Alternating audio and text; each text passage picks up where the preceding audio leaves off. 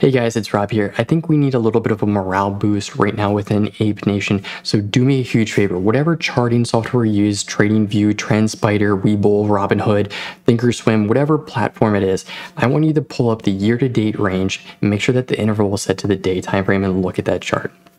We've taken a stock from $1.91 all the way to $72.62, and we are sitting at $42.61 right now. That is absolutely beautiful, guys. If we could go back in time and talk to ourselves in January and tell ourselves in July you're gonna be trading at $42.61, your all-time high is gonna be sitting at $72.62, we would be dancing. We would be absolutely dancing. So guys, when in doubt, zoom out. We are sitting perfectly fine. It's my personal opinion. I am not worried at all about AMC. If anything, I am more bullish about it because Motley Fool took the FUD printer and just burned all the FUD out today. I couldn't believe it. So we are still absolutely being talked about. AMC, can it still squeeze in my personal opinion? Yes, I absolutely still think it can squeeze. When will it squeeze? I have no freaking clue. And don't ask me because I have no clue and no one has a clue at all, or they are not going to be here talking on YouTube. But if you guys can, do me a huge favor, drop a like down on this video, hit that subscribe button, make sure that you ring that bell for the YouTube algorithm. It really does help me out a lot, guys. And let's get the morale boosted back up. We are sitting perfectly fine. We've had a few red days. Yes, we've lost a few battles, but we are still winning the war. And that war is the year-to-date day chart, in my personal opinion.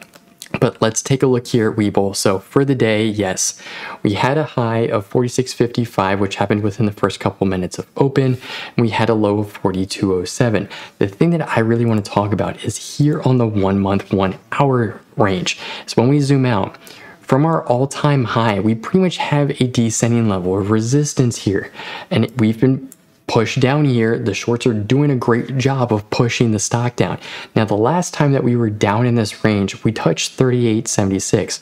And my technical analysis mind goes, well, we have a leg down, we have a leg up, and this leg up is phenomenal. From 38.76 to $49, that's an absolutely beautiful dip buying opportunity right there. Now we have a leg down. Well, in my head, I'm like, all right, well, let's pull out a trend line here and go, well, what would be our next move? Well, the quote Trey, a nice George W here. If we have one leg down, one leg up, one leg down, and the next leg goes up, we break through this descending level resistance and get back above that 53.73. We're sitting perfectly fine, guys. And I think that's what's going to happen because when you take a look at the options chain, it is still very bullish. AMC is still getting peak media attention, and it's been months, guys. We are sitting perfectly fine, and don't let anyone tell you that we're not, because we are doing great. It's just FUD out there. Now, the thing that I want to talk about is this year-to-date day time frame. We are sitting perfectly fine, up over, when I minimize Webull here, over 2,000% for the year. That is stupid. That is insane, guys. And the other thing I want to talk about is the shorts haven't covered at all. I ask myself this question every single day, and I look at Ortex. Have the shorts covered? No, the shorts haven't covered. This war is not over. 7.6 million shares returned. We had 5.76 borrowed. 5.76 million shares borrowed. Is this battle over if the shorts are borrowing 5.76 million shares? Heck no. Yes, we did see a short interest change to the downside of 1.31%. But this is just minor change here. We're still sitting at 18.68% short interest of our free float, 95.56 million shares. Our shares on loan still sitting at 99.08 million.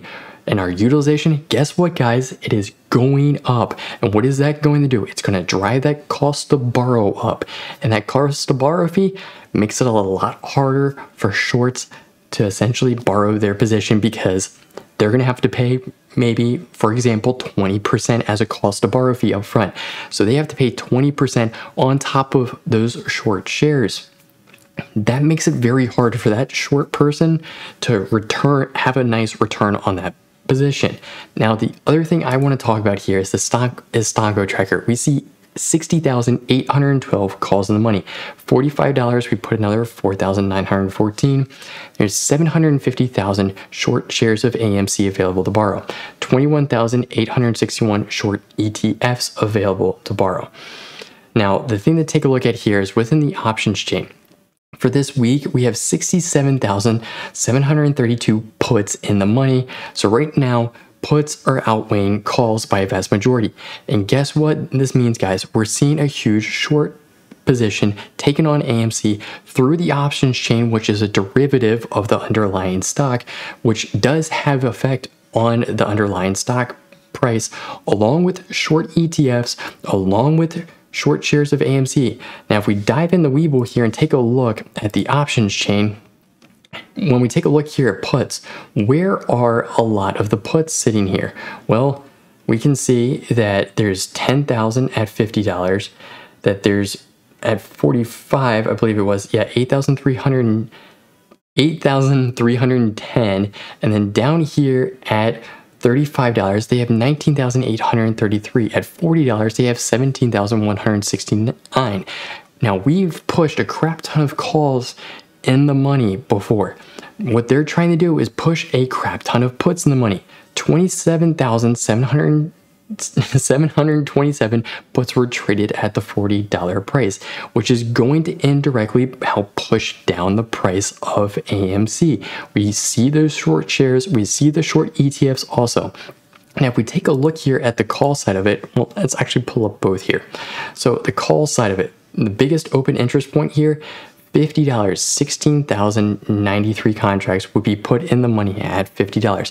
It would be beautiful to get the $50 by the end of this week. Do I think it could happen? I don't know. Keep in mind, I'm not a financial advisor. None of this is financial advice.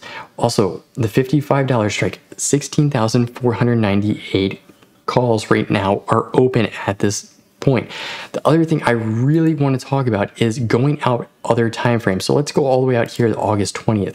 When we take a look at the options chain, there was 7,325 calls traded at the $145 strike, and there's 33,412 open calls at this strike. It's bananas, guys. So there's not only bullish sentiment within the options chain for this week, but for the weeks ahead. And we can clearly see that here in the options data from Stonko Tracker. We can see that in the next huge week that I can see here is going to be 8/20 here in August, where we have 41,356 calls that are already in the money and 105,720. We can go out here also the next year. So this battle is far from over, and people are lining up saying that this is going to be a battle for a very long time. We can see that on both the puts and the calls. Now, the other thing I really want to talk about is, yes, AMC was taken off the threshold securities list, which means either two things happened. They settled the FTDs, or who knows what else could happen. They pretty much have to settle the FTDs to a certain degree to get the stock removed.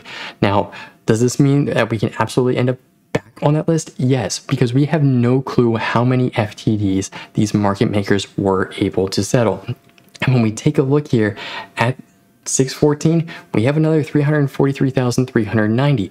So I'm definitely very curious to see if we see a constant flow in of FTDs that eventually end up the stock on that threshold securities list again, guys. But the other thing that I want to talk about, and it's a strategy that I have been deploying with AMC, because yes, we've had a couple of red days here, but I've been selling what's called a put. And when you sell a put, it is a bullish move. When you buy a put, it's a bearish move, but selling puts is a bullish move. And I've been selling far out of the money puts.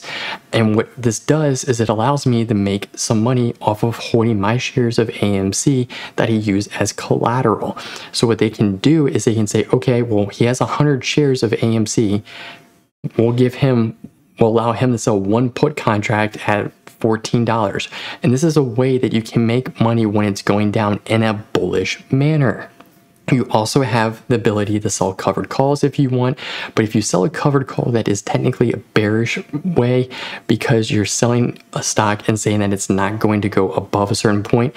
When you're selling a put, you're saying the stock is not going to fall below this point.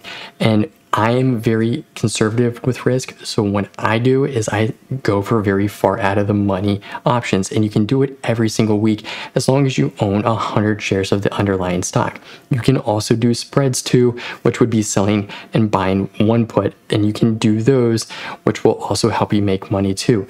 There's also a very, very great strategy that I often deploy, and I do it on a daily basis, and it's called dollar cost averaging, which is where you have shares of AMC and you say, okay, well, my current share price is, let's say, $45. Well, I'll buy a couple shares at $42.61 and I'll lower my overall cost. So when you do go up, when the stock does go back up, you're going to see that benefit from it and it lowers your overall cost. It's just a strategy that I wanted to bring up, a couple of things that I've been doing. I want to help you guys out. But if you have any questions or anything like that, feel free to drop a comment down below and I'll see you guys in the next one. Peace.